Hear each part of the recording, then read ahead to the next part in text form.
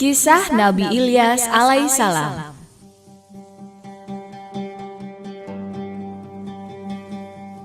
Kisah Nabi Ilyas alaihissalam memang tidak banyak diceritakan dalam Al-Quran. Nama Nabi Ilyas hanya disebut sebanyak 4 kali, sehingga tidak banyak yang tahu mengenai kisah Nabi Ilyas alaihissalam. Nabi Ilyas alaihissalam adalah putra dari Yasin bin Fanihas bin Al-Aizar, cucu dari Nabi Harun alaihissalam, sehingga ia merupakan keturunan keempat dari Nabi Harun alaihissalam. Nabi Ilyas tinggal di tepi sebelah timur Sungai Jordan. Nabi Ilyas diangkat menjadi nabi sekitar tahun 870 sebelum Masehi dan diutus oleh Allah untuk berdakwah kepada Bani Israel di negeri Balabak, bagian dari Syam. Itu adalah sebuah daerah di Libanon. Menurut keterangan, kotanya bernama Venesia yang awalnya dihuni oleh para pelaut terkenal. Mereka menyembah berhala yang berbentuk seorang wanita yang bernama Bala.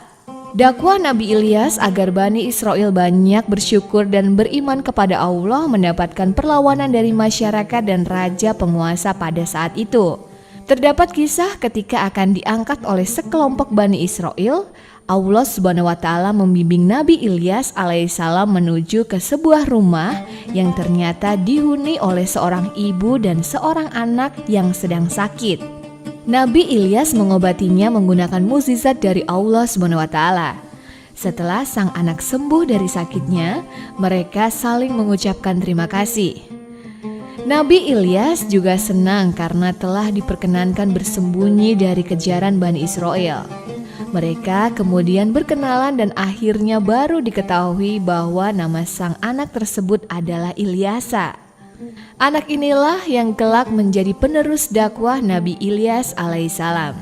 Pada suatu hari, Nabi Ilyas alaihissalam dikejar oleh sekelompok Bani Israel yang tidak senang dengan seruannya. Nabi Ilyas pada saat itu terpaksa harus bersembunyi dalam sebuah gua selama 10 tahun. Ada kisah yang mengatakan bahwa lamanya selama 20 tahun, bahkan ada juga yang mengatakan hanya 40 hari. Saat itu Allah Subhanahu wa Ta'ala mengutus burung-burung gagak membawakan aneka makanan untuk Nabi Ilyas alaihissalam. Cukup lama Nabi Ilyas berada di dalam gua setelah mendengar kabar bahwa raja penguasa telah meninggal dunia, maka Nabi Ilyas bergegas keluar dari gua untuk kemudian kembali berdakwah dengan cara mengajak sang raja penguasa yang baru agar beriman kepada Allah Subhanahu wa Ta'ala. Raja tersebut akhirnya dapat menerima ajaran Nabi Ilyas alaihissalam dan diikuti pula oleh sebagian besar penduduk di negeri Balabak. Hanya ada sekitar 10.000 orang saja yang tidak mau beriman. Oleh karena itu, akan melawan raja yang baru. Maka para tentara diperintahkan untuk memberikan hukuman kepada mereka, yaitu hukuman mati. Seluruh masyarakat meninggalkan penyembahan berhala dan hidup rukun, makmur, sejahtera. Namun, Bani Israel kembali ingkar. Nabi Ilyas mengadukan perilaku Bani Israel kepada Allah Subhanahu wa Ta'ala dan memohon agar Bani Israel diberi peringatan. Tak lama kemudian Allah menurunkan kemarau panjang di negeri Syam. Masyarakat banyak yang berebut air dan perkelahian terjadi di mana-mana. Kekacauan melanda seluruh negeri, hingga suatu hari ada sekelompok yang menemui Nabi Ilyas alaihissalam. Mereka minta tolong kepada Nabi Ilyas untuk memohon kepada Allah agar azab ini dihentikan. Mereka meminta maaf atas kesalahan karena telah kembali ke jalan yang sesat, yaitu menyekutukan Allah. Atas pernyataan tobat ini, maka Nabi Ilyas kembali berdoa kepada Allah supaya azab kemarau panjang yang menimpa negeri Balabak dapat dihentikan. Dan Allah berkenan memberikan kasih sayang kepada Bani Israel. Doa Nabi Ilyas alaihissalam dikabulkan oleh Allah. Tak lama berselang, hujan mulai turun membasahi wilayah negeri Balabak. Seluruh masyarakat bergembira merayakannya. Wilayah Syam menjadi subur dan makmur. Namun tak disangka beberapa berselang, Bani Israel kembali kufur. Bahkan mereka mengolok-olok Nabi Ilyas. Nabi Ilyas alaihissalam meninggalkan Bani Israel yang terus mengejeknya.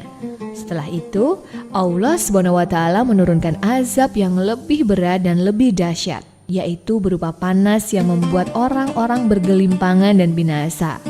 Dalam riwayat Israiliyat yang belum jelas benar atau salahnya, dikisahkan Nabi Ilyas meminta kepada Allah agar diangkat ke langit. Tiba-tiba datanglah seekor binatang yang warnanya seperti warna api. Kemudian Nabi Ilyas menaikinya. Allah SWT memberikan sayap kepada Nabi Ilyas serta pakaian dari cahaya. Selain itu, Allah SWT juga mencabut lezatnya makanan dan minuman dari Nabi Ilyas alaihissalam, sehingga ia menjadi sosok manusia bumi seperti malaikat langit. Setelah itu, barulah Nabi Ilyas berwasiat kepada penerusnya yaitu Nabi Ilyasa untuk melanjutkan dakwahnya. Terdapat dua pendapat mengenai akhir hidup Nabi Ilyas alaihissalam. Pendapat pertama menjelaskan bahwa Nabi Ilyas alaihissalam masih hidup. Saat dikejar-kejar oleh kaumnya untuk dibunuh, Allah SWT mengangkat Nabi Ilyas ke langit. Ada pula yang berpendapat bahwa saat itu ketika ia ingin dicabut nyawanya, Nabi Ilyas memohon agar tetap hidup supaya dapat terus berzikir kepada Allah SWT, sehingga Allah mengangkatnya dan menempatkannya di suatu tempat untuk terus berzikir hingga akhir tiba. Sementara pendapat kedua menerangkan bahwa Nabi Ilyas meninggal dunia karena sakit dan usianya yang sudah tua. Makhul meriwayatkan dari Ka'ab al-Ahbar bahwa ada 4 nabi yang masih hidup. 2 orang berada di bumi, yaitu Nabi Khidir alaihissalam dan Nabi Ilyas alaihissalam, sedangkan 2 orang lagi berada di langit, yaitu Nabi Idris alaihissalam dan Nabi Isa alaihissalam. Sebagian riwayat mengisahkan bahwa Nabi Ilyas alaihissalam dan Nabi Khidir alaihissalam bertemu setahun sekali pada bulan suci Ramadan di Baitul Maqdis dan kemudian melakukan ibadah haji serta minum air Zam-Zam. Demikian kisah Nabi Ilyas alaihissalam, semoga dapat menambah keimanan kita kepada Allah SWT.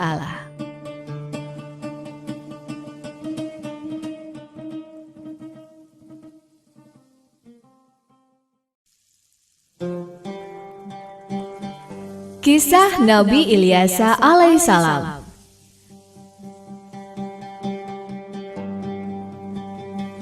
Nabi Ilyasa alaihissalam diangkat menjadi nabi oleh Allah sekitar tahun 830 sebelum Masehi dan ditugaskan berdakwah kepada Bani Israel dan juga orang-orang Amoria di Panyas Syam. Ia merupakan salah satu utusan Allah SWT yang tertera di dalam Al-Quran.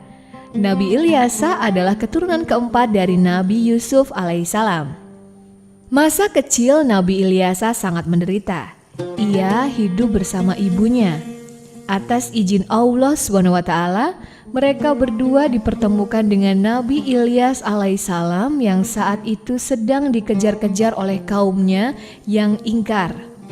Waktu itu Nabi Ilyas masuk ke rumah Nabi Ilyasa yang saat itu masih kecil dan sedang terbaring sakit.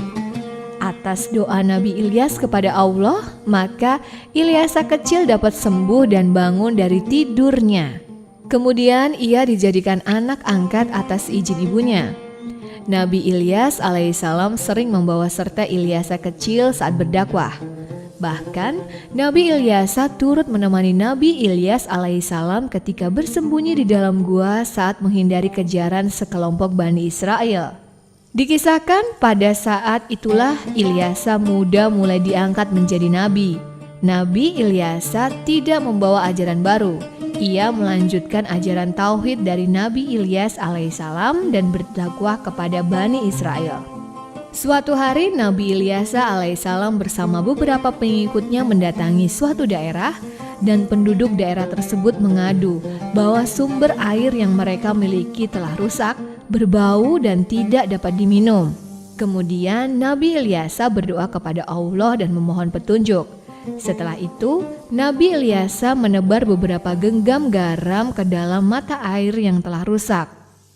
Alhamdulillah, berkat mujizat dari Allah SWT, mata air tersebut menjadi bersih dan tawar, sehingga dapat diminum kembali. Hal ini merupakan salah satu hal yang menyebabkan Nabi Ilyasa alaihissalam kelak diangkat menjadi raja. Saat Nabi Ilyasa alaihissalam menjadi seorang raja, ia dikenal sebagai seorang pemimpin yang arif dan bijaksana. Karena ia tidak dianugerahi oleh Allah keturunan, maka Nabi Ilyasa mengadakan sayembara untuk seluruh rakyatnya. Barang siapa yang mampu berpuasa di siang hari, kemudian beribadah di malam hari, serta sabar dalam memimpin, maka ia akan dijadikan seorang raja pengganti. Tidak ada yang sanggup memenuhi persyaratan ini, kecuali seorang pemuda bernama Bashar. Kelak, oleh karena kesabaran dan keadilan Bashar saat menjabat menjadi raja pengganti, ia mendapat gelar Zulkifli, atau kita mengenalnya sebagai Nabi Zulkifli alaihissalam. Surat Syad ayat 48 berbunyi yang artinya, dan ingatlah akan Ismail, Ilyasa, dan Zulkifli, semuanya termasuk orang-orang yang paling baik. Kisah Nabi Ilyasa alaihissalam semoga dapat meningkatkan keimanan kita kepada Allah SWT.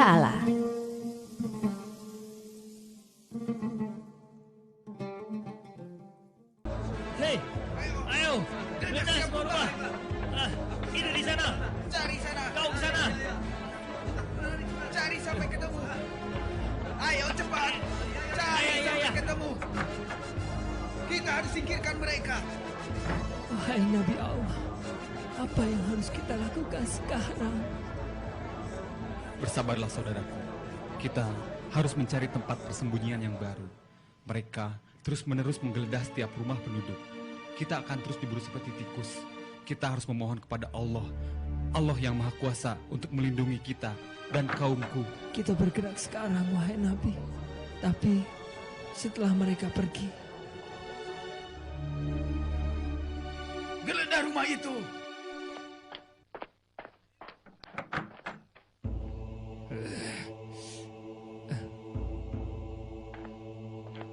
Kosong tuanku, sudah tidak ada orang lagi di dalam. Tidak mungkin. Kemana mereka pergi? Semua tempat sudah kita periksa. Cepat cari lagi. Ayo. wahai Nabi, mereka kembali meneruskan pencarian. Ya, benar. Mereka menunggu datangnya malam untuk membunuhku. Mereka akan mengelabui dengan cara-cara yang tidak benar. Sepi dan gelap malam, itulah yang mereka tunggu, agar memudahkan mereka melakukan aksi tanpa diketahui oleh kita. Kita harus berlindung pada Allah. Kita harus percaya kita akan menempati tempat yang baru di mana kita dapat tenang melaksanakan perintah-perintahnya. Saudara-saudara, masih ada waktu sebelum gelap. Ya Allah, sesungguhnya aku telah menyampaikan kebenaran kepada Bani Israel dengan segala daya dan upayaku. Namun mereka tak percaya, ya Allah. Bahkan mereka menghina dan menyiksa kami. Ya Allah, cabutlah nikmat yang selama ini kau berikan kepada mereka. Mereka yang berkepala batu. Mereka sangat pandai sekali, ya Allah. Aku tidak sanggup lagi. Maafkan aku, ya Allah.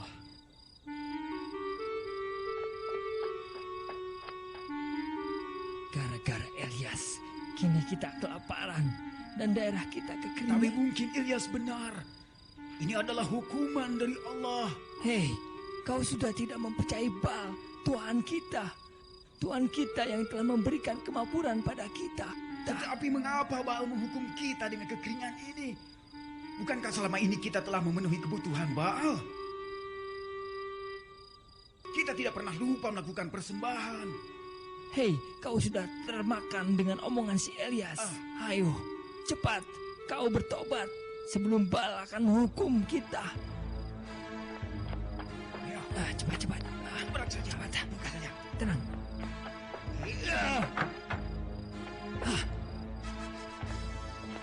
Tadi mereka di sini. Sekarang mereka Iya. sudah pergi. Kemana mereka? Mana? Apa itu? Sembahlah.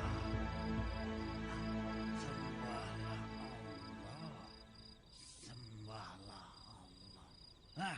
Itu pasti Ilyas. Kita tidak Iya, mempunyai betul. musuh lain kecuali dia. Jadi dia bersembunyi untuk menghindari kita. Dengar, Kita harus berbencar besok. Mungkin mereka masih bersembunyi di rumah yang masih berpenghuni. Kita harus terus mencarinya. Cari sampai dapat. Periksa semua rumah.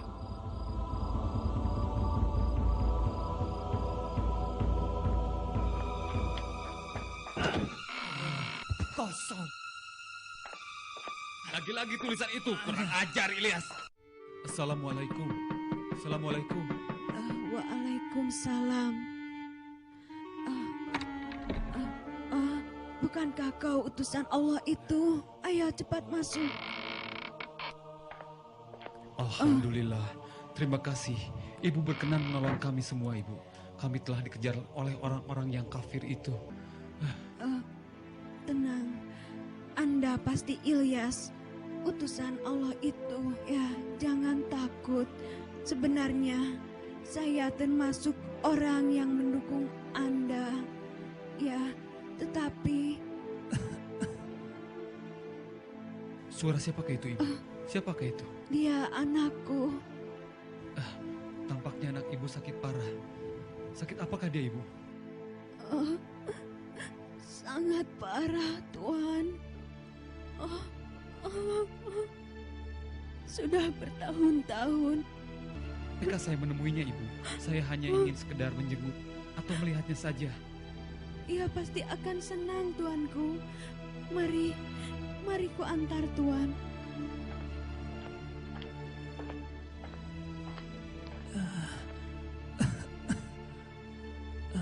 Tuan, Anda pasti Ilyas, orang yang mengaku sebagai utusan Allah itu.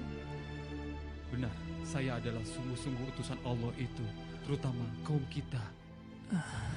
Namaku Elyasa. Saya pernah mendengar apa yang Tuhan ajarkan dari ibu saya. Tuhan mengajarkan orang kaya agar membantu kepada yang miskin. Tuhan pula yang mengajarkan semua orang untuk saling mengasihi. Dan yang paling mengagumkan, Tuhan memberitahu bahwa ada Tuhan yang amat perkasa, yang menciptakan langit dan bumi, dan yang memegang nyawa setiap makhluk yang hidup. Aku bersaksi bahwa tiada Tuhan yang wajib disembah melainkan Allah. Mengapa orang sakit-sakitan yang justru membelaku, wahai Allah? Pemuda ini cerdas, dan aku merasakan semangat yang besar saat kulihat matanya, dan kugenggam tangannya. Sembuhkanlah ia dengan izin-Mu, ya Allah. Saudara-saudara, kini tak ada lagi tempat bagi kita untuk bersembunyi. Bani Israel telah menempatkan seorang penjaga di setiap rumah yang kosong. Kita harus pindah ke tempat yang baru. Wahai Nabi, di sekitar kita sesungguhnya banyak orang-orang yang mendukung perjuangan Anda, wahai Nabi. Bagaimana jika kita menyebar para pengikut Allah ke rumah-rumah yang mendukung perjuangan Anda, wahai Nabi? Dan yakinlah. Ya, pemikiran yang baik sekali, Ilyas. Kita cari rumah pengikut kita yang berpenghuni banyak. Sehingga para prajurit yang melihat sepintas selalu tak akan curiga dengan bertambahnya seorang anggota keluarga untuk mengelabui para prajurit Bani Israel. Bagaimana? Bagaimana kita pergi sekarang?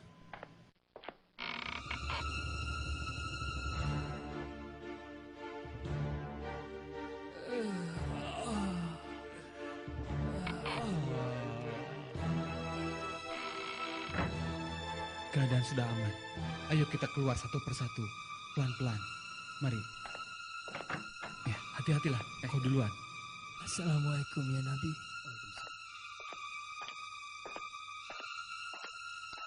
Baiklah, hati-hati ya selanjutnya. Baiklah. Hati-hati kau. Jangan sampai terdengar oleh mereka. Allahu Akbar. Berilah Nabi. Assalamualaikum. Waalaikumsalam.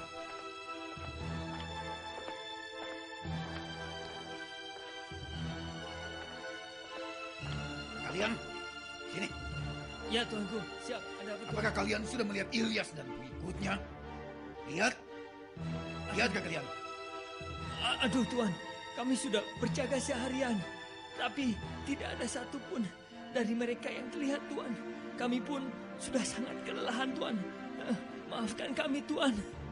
Maafkan kami. Kemana perginya mereka itu? Mana mereka? Mungkin mereka sudah pergi dari sini. Hei, kalian tinggalkan tempat kalian berjaga. Tidak ada gunanya kalian menjaga mereka. Mereka sudah pergi. Tak tahukah kalian? Mereka sudah pergi.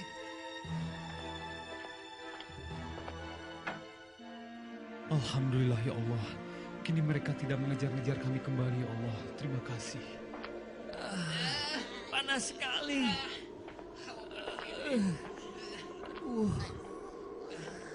Panas sekali, kemarau ini sungguh panjang. Air. Aku haus sekali.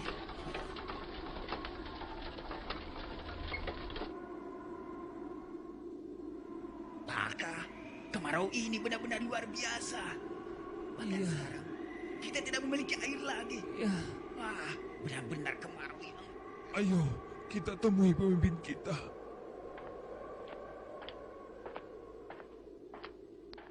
Tuanku, sekarang apa lagi yang harus kami lakukan? Utusan Allah itu tidak berhasil kita tangkap. Sekarang malahan bencana kekeringan melanda kita. Aku sudah muak. Kita sudah tidak punya persediaan air dan makanan lagi. Apa yang harus kita lakukan, Tuanku? Sementara tanah kering tidak bisa ditanami.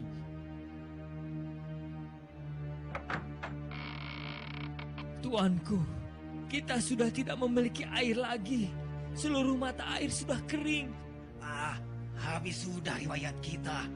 Bencana ini membuat rakyat semakin susah diatur.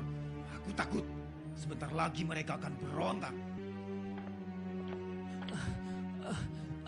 Di jalanan, rakyat banyak berkumpul, Tuan. Mereka akan memberontak pada kita, Tuan. Saudara-saudaraku, kalau kalian mau bertobat, maka Allah akan segera menghalau segala bencana yang terjadi di negeri ini.